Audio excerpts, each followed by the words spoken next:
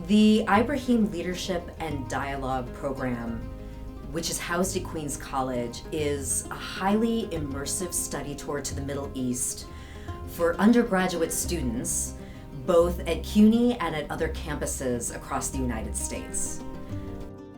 The program was started in 2010 due to the very generous spirit and funding of the original donors, S.A. Ibrahim and his family, and really with the stated objectives of combating hatred, dispelling stereotypes, and diffusing violence in a post 9/11 landscape. Students who go on this trip need to have more than a good GPA.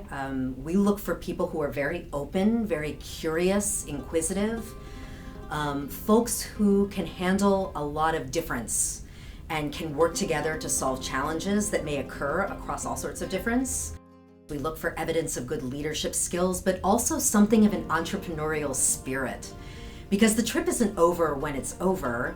When they all arrive home in the United States, we actually ask them to take the knowledge that they have gained in the region and transform it into something meaningful, whatever that is for them, in the end, after the trip.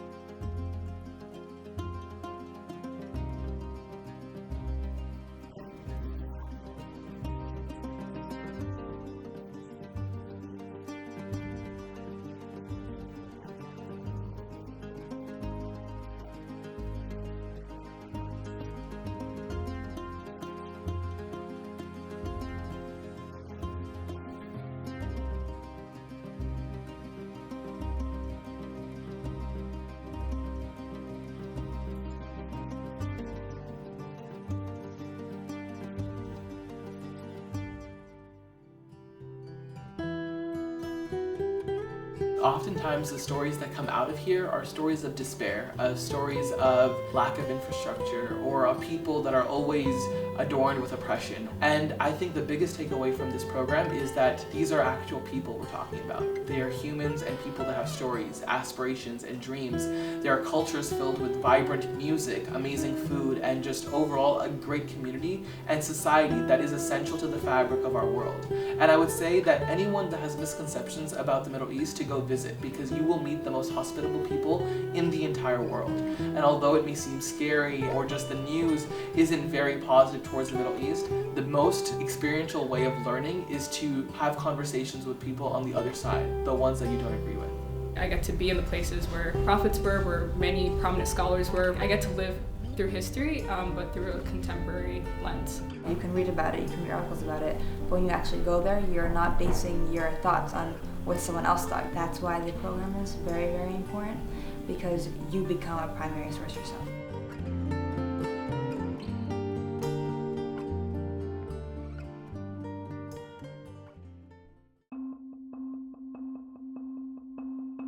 I would like to propose a question for us to think about throughout our journey here in Dubai. What is it that a country has to do in order to bring people to come and live in it, given that it does not have any natural resources? So when we landed in Dubai, the place that we stayed at was the Sustainable City in Dubai, because it's basically this green, sustainable utopia in the middle of the desert, really putting the residents in mind and putting sustainability at the front of everything. So getting from point A to point B within the city, you can take an electric buggy, you can walk, there's shopping centers, there's food within the city, so you don't have to leave, you don't have to take the bus to go elsewhere, you don't have to drive your car.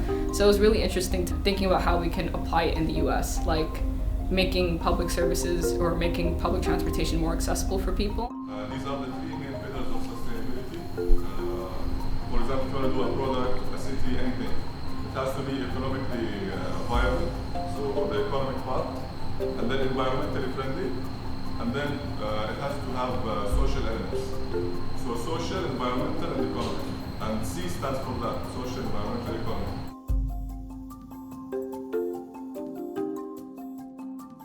There's a dirty side to living well.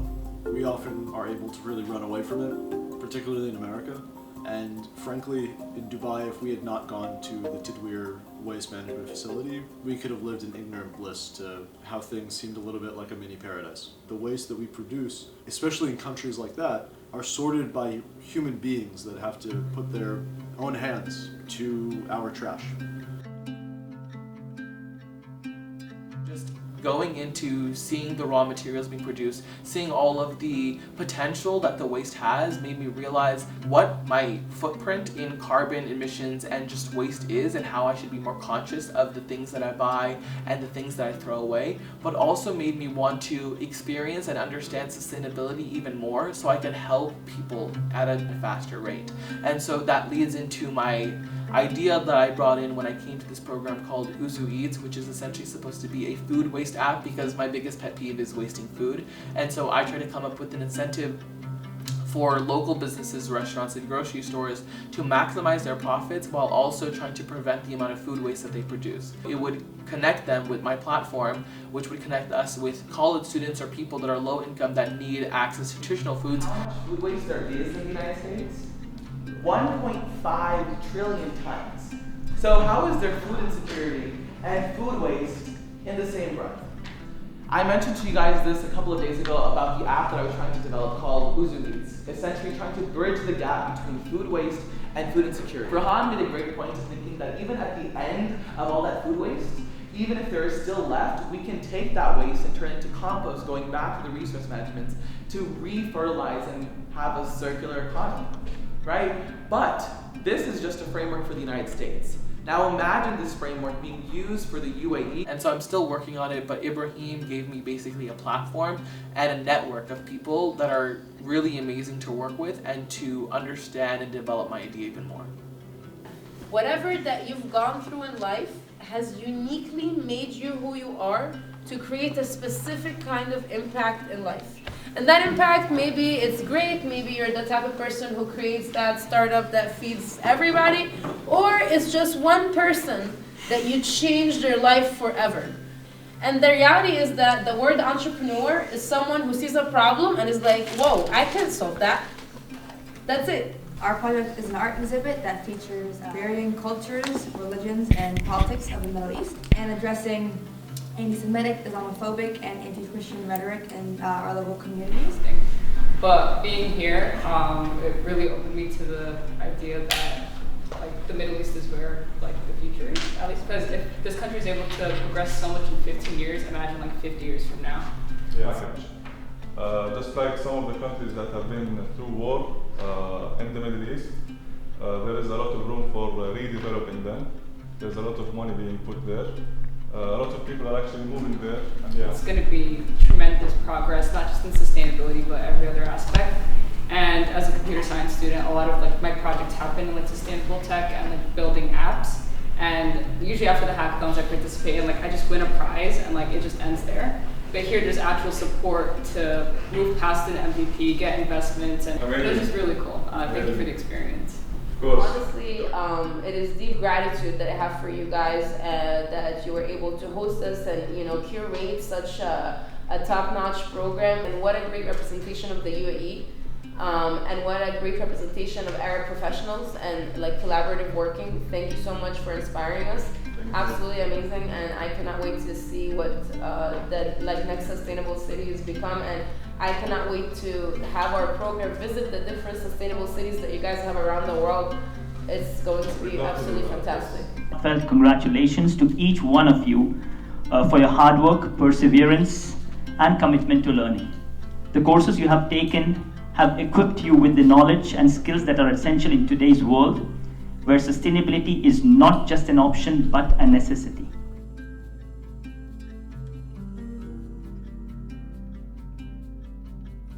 So the Global Village was something that I had heard about before, but I didn't know what it was. I thought it was kind of just like an international shopping mall. But what it ended up being was like the world all in one place. When when you're at the Global Village, it becomes like an acknowledgement of how all of these people from all of these different places across the world, they're the entire fabric of the society. And to see that celebrated and to, like, you know, try their foods and to see their clothing and like dance with these people and like kind of like joke around with vendors. The amount of people, the amount of languages being spoken, the amount of smells, the amount of colors, everything. The Emirates is definitely trying to portray itself as a upcoming global center. A majority of the Emirates is actually made up of non-Emirati citizens. It seemed a place where people who were lucky enough to have the money to flee there would go from both sides of multiple conflicts all over the world. And I think that really makes the UAE a very special place in that way.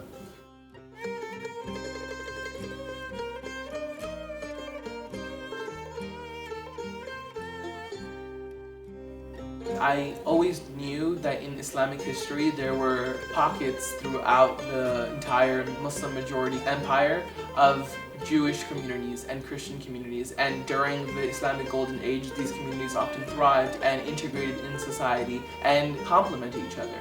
But very recently it's been apparent that the characterization of the Middle East is often Muslim majority or very extreme and very oppressive towards groups of people that are often marginalized. I really respect the UAE's initiative to try to start garnering conversation, because Islam isn't the only religion in the Middle East, and showing the Abrahamic Family House is just a step in the right direction to continue conversation and just to realize that as a community we can work together. So going to the Abrahamic Family House, which was 3 religious institutions in one complex, a mosque, a synagogue, and a church together, was very beautiful because it made me realize that although our faiths may have a lot of differences and varying degrees of interpretations, there are a lot of similarities in which we can find common ground.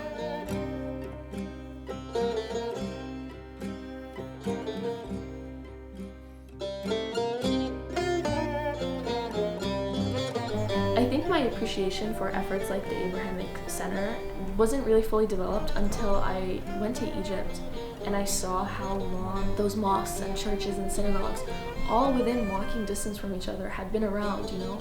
Like, Egypt has had a long and very turbulent history with its interfaith communities, but everything is still there, and what's not there, they're making a real effort to preserve or restore. I saw something that I didn't see before, and that was the actual historical manifestation of different communities thriving within each other and helping each other move forward. And I think it was very beautiful just to see that our histories show a history of tolerance. It's big difference. Nur makes a big difference between the religion and the religious person. Religion means peace, love each other. Religious person sometimes push you, sometimes bad, sometimes good, but the religion, Muslim, Christian, Jewish, just one God. And you help peace everywhere. So I am so glad to meet you.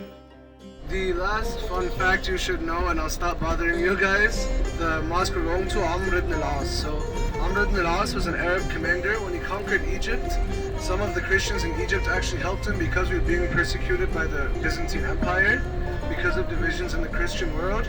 And actually he made an agreement, kind of a contract with the Christian leaders of Egypt as to how the Christians in Egypt would be treated. And that actually guaranteed a lot of religious freedom for Egypt's Christians. Now, throughout our history, there was periods of unity, periods of tension. But Amr ibn al-As is regarded as like a very good ruler and like one of the best rulers of Egypt since the Arab invasion. Thank you. Coptic Cairo is a place that I really love visiting. It was great being able to lead the group and share like my faith and my country's history. Not only Coptic history, but Egyptian history as a whole, the history of Christianity and Islam and Judaism in Egypt. While we were in Egypt, we were given the opportunity to meet with the Coptic Pope. He spoke to us about, the Coptic Church, obviously spoke to us about Egypt, the history of both the Coptic Church and Egypt, and really what it means to be Coptic. He also spoke to us a little bit about leadership. Very essential for you to be a good leader. Read in many subjects, not in one subject, and read for many writers, not for one writer. This is the base to be a good leader.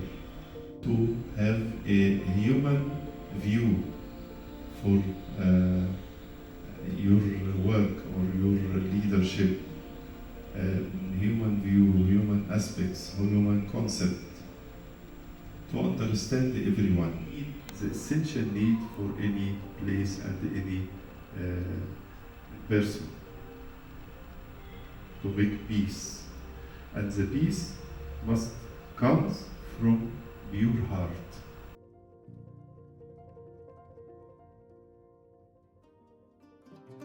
At Very Nile, we met this incredible girl. I think she was 19 or 20, and she was working with this incredible initiative to clean up the Nile River.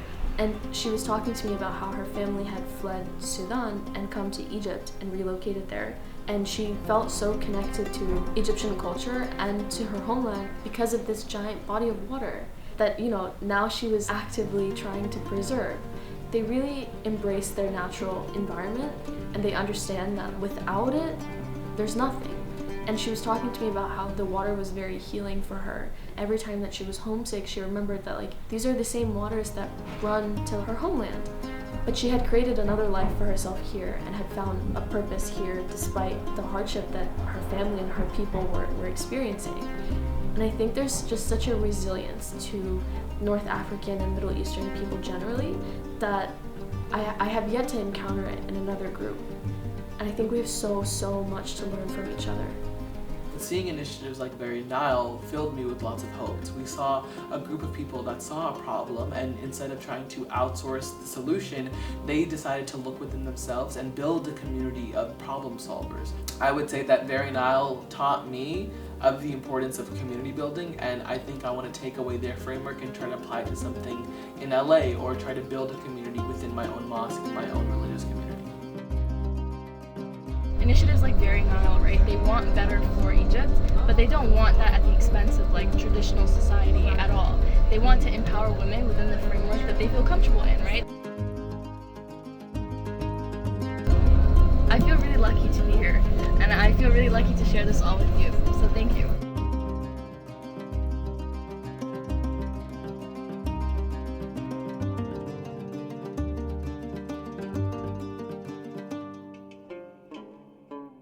The most famous and most amazing market here in Egypt called Khan al-Khalili. Khan al-Khalili is an area that was developed in the Fatimi era of the Egyptian rulers, and it still preserves its shape and its flavor.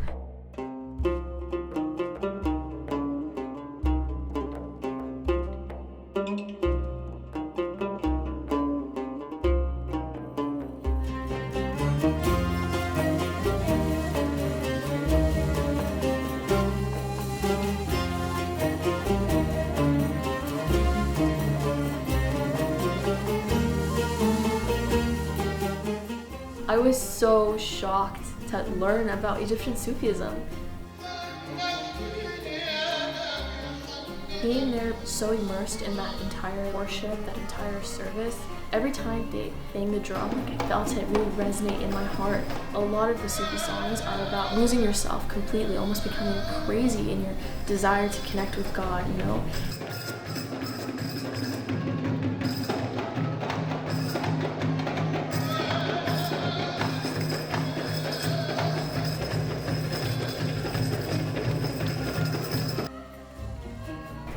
I think a lot of times art makes you feel something really overwhelming, but the art that I saw in the Middle East, it felt like I was being surrounded by so much all at once, but none of it demanded anything from me except what I wanted to give. I felt so ready to take it all in. It was an unbelievable experience to go to the American University in Cairo. You get a taste of Egyptian society, but at the same time, it is the small, almost an American legation city in Cairo. To be able to view all the art that's on display or to hear the topics that are talked about is very interesting, because they're topics that might be a little bit more touchy outside of the gates of AUC, but they were able to be talked about within the gates of AUC. And it created a really interesting paradigm to even just think about daily, that the ideas that we take for granted to even think about or talk about are very, very sensitive outside of the wrong walls. And that was something that I think followed us throughout much of the trip. They have the murals from the Arab Spring, like right when you walk in, and it's made up of thousands of individual pictures of people. To have that be the first image when you walk into the American University of Cairo is very jarring, but also very beautiful in a way. Walking through Tahrir Square, it was very much like a lot of the other historical sites we've been to, because it's a site that has intersected with my studies before. It's an area that in Egyptian political life holds a very central piece to this. I mean, it's Liberation Square. It's the center of ideas of independence and freedom. And at the same time, because Tahrir Square is under armed guard and is very, very secure because of the Arab Spring. The Arab Spring is something that came and went from the news cycle, but in Egypt, it's something that lives in the DNA of every Egyptian.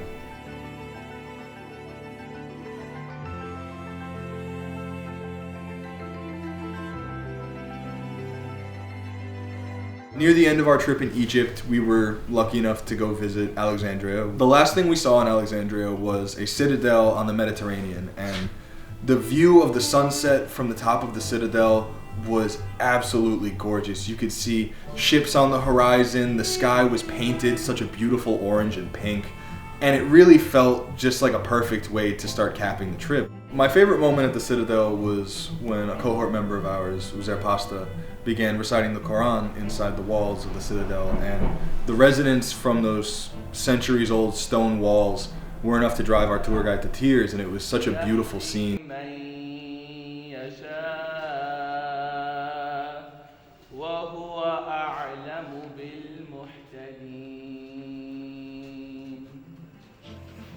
I think all of us took a step back for a second and were able to really appreciate all that we'd gone through together in those few weeks. I used to kind of have this hopeless approach. Things are messed up and there's nothing you can do about it, but I still think at least at an individual level, even if you just make one person's life better, whatever it is, like, it really is valuable. So I believe, I could be wrong, I was like the only like Zionist on the trip, but even though I was the minority in that, it allowed me to learn about other opinions and people of other backgrounds. Especially in the media nowadays, people kind of hate one side, talk trash about one side, but just being with these other people who are my age, you know, they have the same issues as I do, trying to get through finals, get through midterms, trying to find internships and jobs. Even though we might have different beliefs and everything, we're all people and we're all human. What was unique about this trip was that we got to understand each other for who we are, and then how who we are influences what we are. And I got home one night, it was like 12 a.m. and my roommate was sitting next to me and we just started talking about Israel and Palestine. The conversation definitely, like, it wasn't one that I wanted to have because it was like the second day of the trip, and I've always struggled with having the conversation because I know, one, the person who has an opposing idea to me will either never change their mind or they see me as less than human, because that's been my experience with people on campus, at least. It was just really scary to have that conversation. So one, forcing myself to have the conversation, and then two, like, genuinely having an open mind. And by the end of the conversation, we agreed to disagree, which was very, like, it's not something that I've experienced before. Usually it's like, you're wrong, that's it, I don't want to understand you. But having that conversation with my roommate, talking about historical context, actually talking about faith and not just culture, it was great to get her perspective because it was a unique perspective. I had very like serious conversations with a few people on the trip, and it wasn't like anything harmful or anything. We just shared our opinions, and we were like, oh, you know, we're not that much different. We just want the best thing possible, and we don't want to hurt anyone else. So definitely, I would say that really stuck out to me. So she's ended up being one of my closest friends on the trip. Throughout the trip, we still had conversations, and then after the trip, we still talk to each other, we still hang out. I understand who she is, what led to her beliefs, and she understands the same from me. Coming to the Ibrahim program, I definitely saw myself as someone who is deeply passionate about the Middle East, about Arabic, about Persian, about different countries in the region, and also deeply interested in tech innovation, in renewable energy and sustainability, but also very passionate about being a Jew and my identity. And these things all seem somewhat compartmentalized. Going to the Ibrahim program helped me realize that all of these things can be channeled together in a way that can make me have a benefit that is remarkably larger than I could have had just compartmentalizing these areas. That I can be fascinated with the tradition of Islam and my friends who are Muslim and their cultures, and bridge the gap between them and my friends who are Jewish and myself, and doing that through a common understanding and common good and common passion to make the world that we live in safe and secure for the coming century. That was definitely something that I will take away and hopefully will implement for the rest of my life from this program. We're in the Dubai Mall. I was the only one who wanted to go to the Lego store, and no one wanted to go with me. But Dylan was the only one who went, and like it was great because it was like having an older brother there, because he was like taking my pictures. He was like, "Oh, pose like this, pose like that," and it was crazy because we're from completely different backgrounds. He's a Jewish man who has his own startup living in DC. I'm a Muslim woman who doesn't have her own startup. I have a lot of dreams, and I love Legos. He doesn't love Legos. After learning each other's names, we were willing to step into each other's spaces, which is something I would not have expected. And again, we're two people from completely different backgrounds. We were able to come together on the fact that we genuinely want to make a change in the world. I could have stuck with the other Muslims, I could have stuck with, some of the other girls, but I ended up partnering with someone who is from a completely different background than me.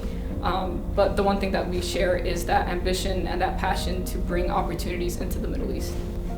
This is the first time in my life where I was with a group of people and I thought, I can change the world with these people.